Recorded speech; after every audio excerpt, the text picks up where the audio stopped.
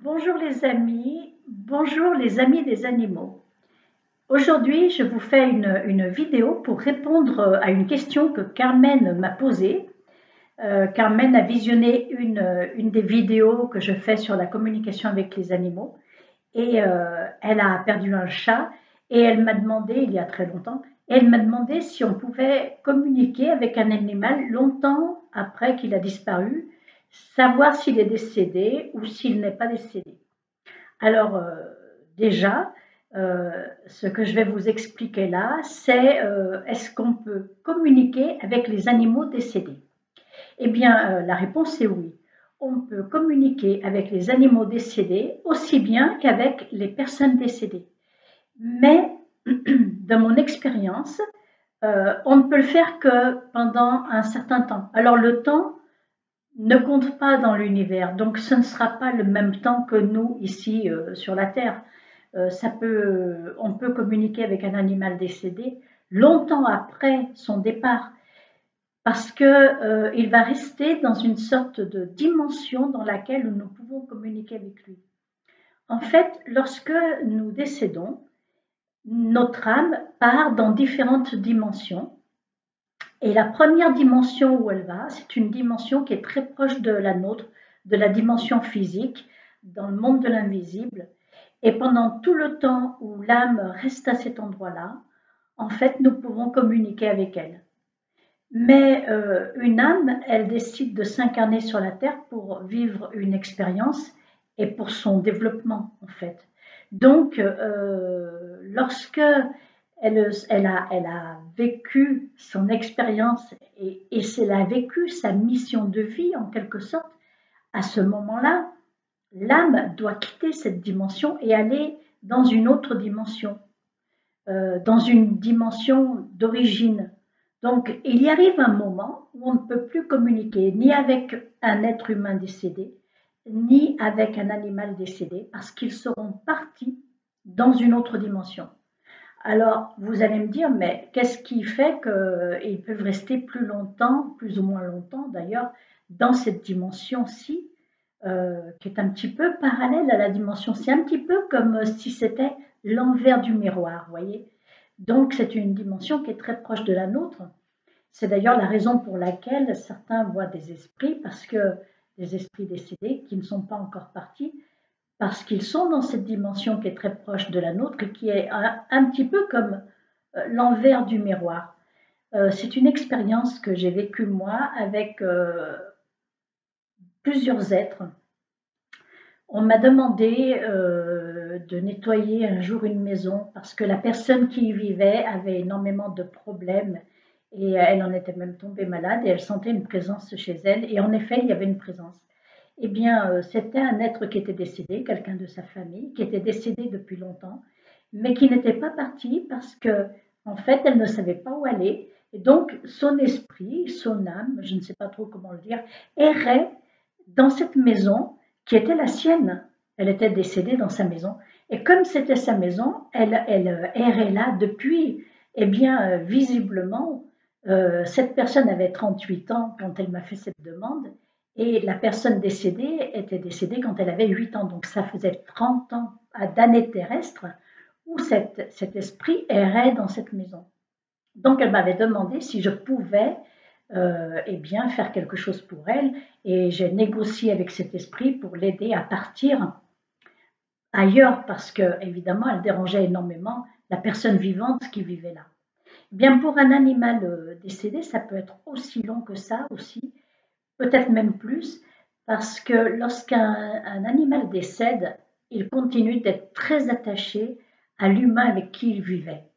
Et tant que cet humain avec qui il vivait éprouve de la tristesse, du chagrin, l'appelle le soir, l'appelle dans la journée en lui disant je ne peux pas vivre sans toi, pleure sans cesse, eh bien l'esprit de cet animal ne partira pas.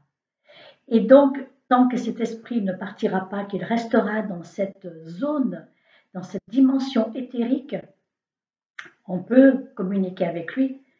Mais en fait, ce n'est pas tellement souhaitable. C'est souhaitable de communiquer pour lui dire je t'ai aimé, j'espère avoir tout fait pour toi, lui demander, lui poser des questions, lui demander s'il était heureux avec nous et ce genre de choses.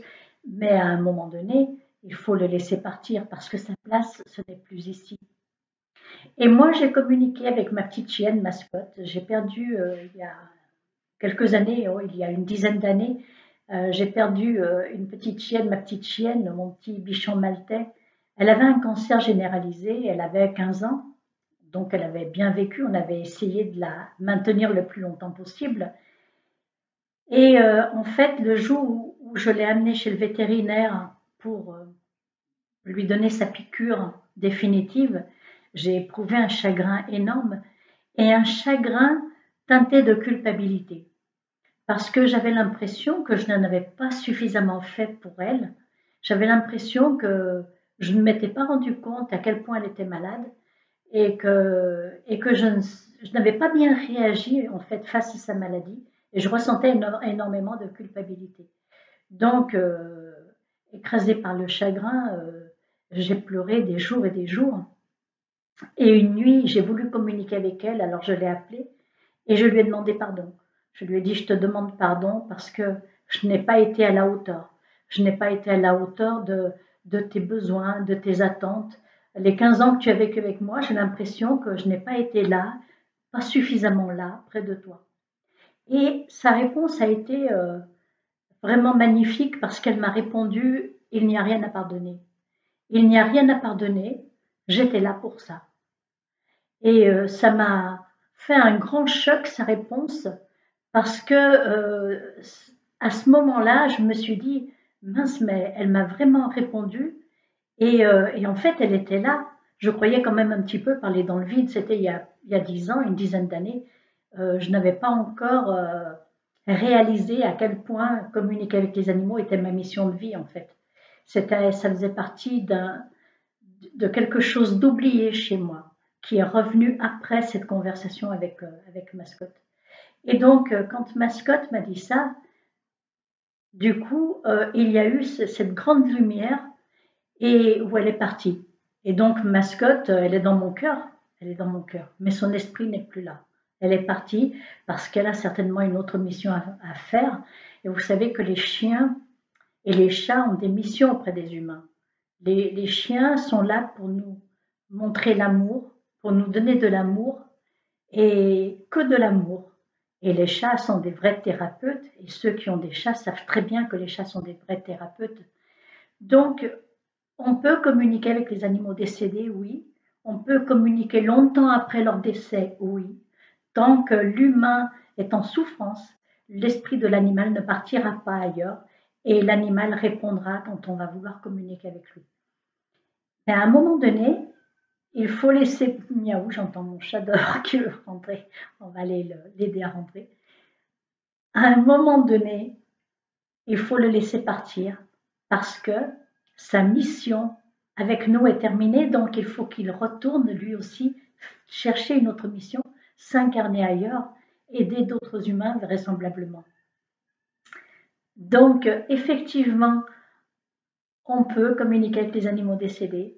C'est intéressant de communiquer avec les animaux décédés parce que vous pourrez leur dire tout ce que vous voulez leur dire. Et puis après, il faut les laisser partir et peut-être, à ce moment-là, vous attacher à un autre animal. Donc moi, qu'est-ce qui s'est passé pour moi 3 ans après le départ de Mascotte? Eh bien, j'ai adopté un autre chien qui n'avait rien à voir. Ce n'est pas un bichon maltais, c'est un canet corso. C'est Jolly Joy. Et Mascotte m'a aidé à devenir un véritable ami pour les animaux. Parce que je sais aujourd'hui que je suis meilleure avec Jolly Joy que je l'ai été avec Mascotte. Et j'entends mon chat miauler, je vais aller lui ouvrir la porte, donc je vais vite arrêter avec vous. Et ce chat qui miaule a frappé un jour à ma porte. C'est un petit SDF qui est venu me dire, il faut que je rentre chez toi. Et c'est un véritable thérapeute. Heureusement qu'il est venu. Il m'a apporté beaucoup de joie et beaucoup d'aide dans la famille. Donc, moi aujourd'hui, je fais le Reiki avec les animaux. Je fais des communications avec les animaux parce que je sais que maintenant, cela, c'est ma mission de vie.